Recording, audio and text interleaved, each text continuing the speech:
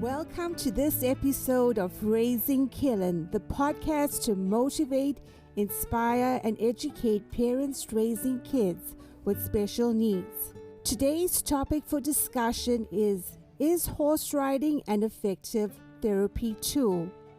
I am your host, Marsh Naidu. My guest today is just as comfortable in the barn as she is in the boardroom.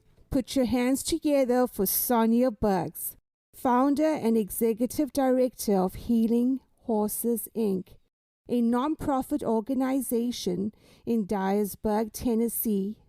Welcome to the show, Sonia. Thank you, Marsh. I'm so happy to be here with you today. Y'all, I've known Sonia for the last 3 to 4 years, during which time Kellen has taken lessons with her. What inspired your love for horses? Well, I don't want to tell too much history about myself, but when I was 8 or 9 years old, I'm an Air Force brat. So all the kids in the neighborhood had horses, and my sister and I decided that we wanted to have one too. So we were able to get a couple of horses. My first horse was actually a 17-hand, which is a very, very big horse, 17-hand quarter horse. My sister got a POA, which is a Pony of America. So we were able to go to the stables each day, feed, water, have to clean out the stalls, which taught us a lot of responsibility at a very, very young age. So that got me started into the equine part of my life. What led you to starting Healing Horses, though, Sonia? Well, I had a really good friend who has multiple sclerosis, and her doctor actually recommended some equine therapy for her disease. Listeners, that's basically using a horse to develop the goals of therapy. What are the other benefits? By getting up on that horse, you are working core muscles and your arms and your legs where you might not be doing that just in a normal setting somewhere. So it's incorporating that balance and that coordination. That's and it's right. also doing your therapy in a fun way with you not necessarily having to think about it. Well, and equine assisted therapy is not just for people with physical disabilities, as we do work a lot with folks with autism, with people that have blindness, emotional issues. So it's not so much even the physical part of what they actually receive through equine assisted therapy. It's also, gaining that confidence in what they're doing when they're on top of that horse, or even grooming or brushing or learning how to put a saddle on. So there's a lot more benefits than just being up on top of the horse and the physical part of equine therapy. We try to make it a good time. We try to make it fun. We laugh, we sing, and we call them participants, which is going to be the students. They have no idea what they're actually receiving being up on that horse. They don't know that they're getting the physical strength through the core. Even doing a 2-point, which is where you stand up in the saddle. They don't have any idea when they're tossing that ring, when they are neck reining around poles and barrels, what they're actually doing to strengthen their self, their physical body, but also the confidence that they're learning in themselves through a lesson where I may teach something about memory. And they actually remember what they're supposed to do. Or let's say someone who really has never spoken very much before. Right. And I've had some students that have got autism, and they've never spoken, but they'll learn to say walk on and whoa, and that's a big accomplishment. So there's lots of positive things that come out of just the horse therapy.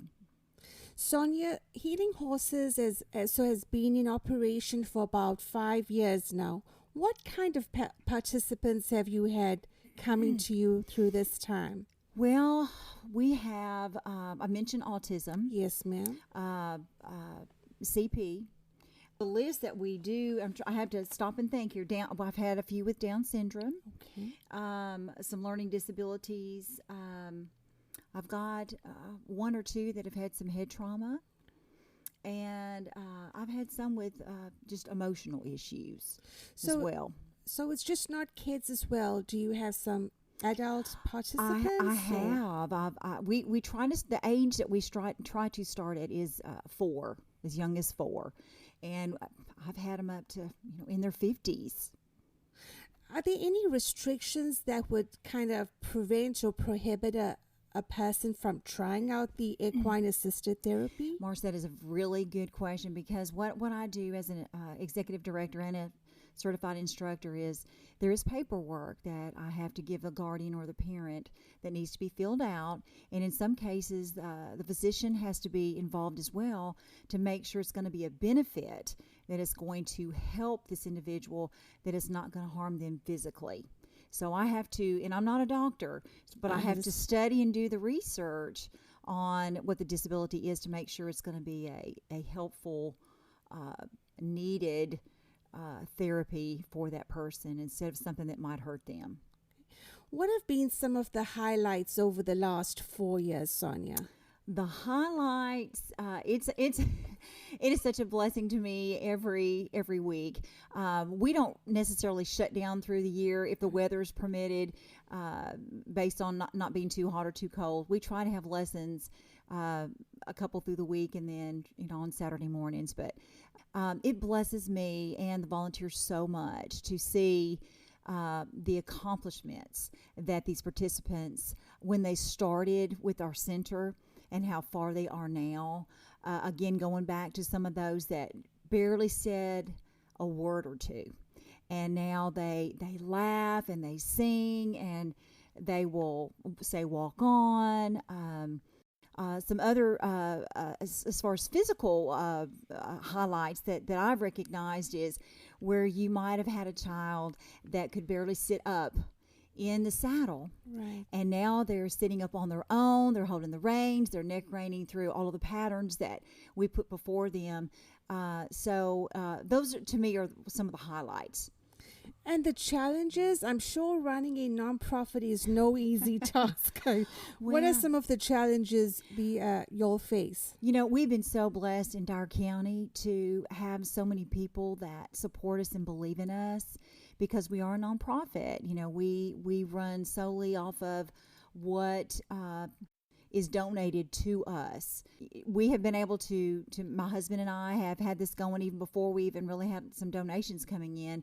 And, I look at this as a ministry, and God has provided very richly for us to be able to survive, because it is very costly and expensive when you have five therapeutic horses, in a program. As far as getting the word out to people that we are a nonprofit, that has come from word of mouth, and just the folks that are in Dyer County knowing us and what we are trying to accomplish.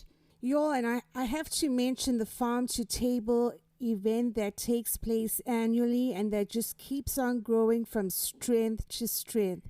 Tell us about that Farm to Table event that you'll have once a year as a fundraiser. Well, I'm so glad you mentioned that, Marsh, because we've got another one already scheduled for September the 24th of 2020. We're working on details right now. This will be our 5th year. And I can't believe it's been 5 years coming up.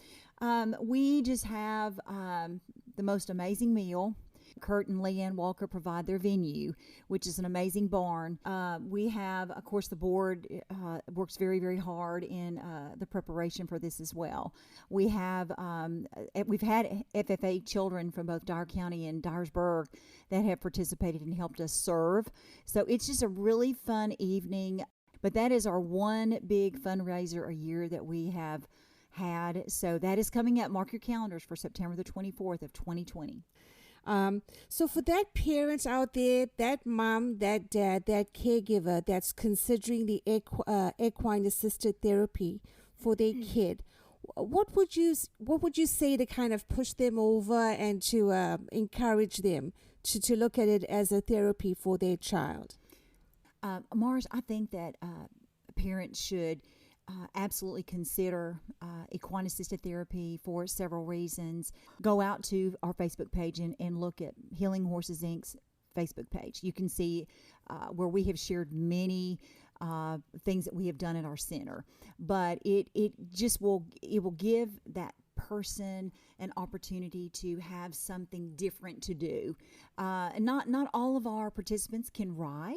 Okay, some of them may only lead a horse around the arena, but it is something additional and extra that participant can be involved in and exceed. Okay. Sonia, how can parents reach you? Where can they reach you at? Healing Horses Inc. at gmail.com. Thank you for that. Okay. And then also private message me on our Healing Horses Inc. Facebook page. For those parents that don't live in Dye County, how would they be able to source a place to take their kids to in terms of a place that offers the equine assisted therapy? I'm so happy that you asked me that because, it's just not about us here in Dyer County. This is what we can do nationwide. So PATH is Professional Association of Therapeutic Horsemanship. I would recommend they go up on that website and look for a center close to where they live. There's several of those across the United States. So they need to reach out and see what might be close to them and just check out their center. Y'all, we have come to the end of another podcast, and I hope that we were able to provide you with the information you need to make your decision. So until we see you the next time, remember to get to the top of that mountain. This is Marsh Naidu signing out.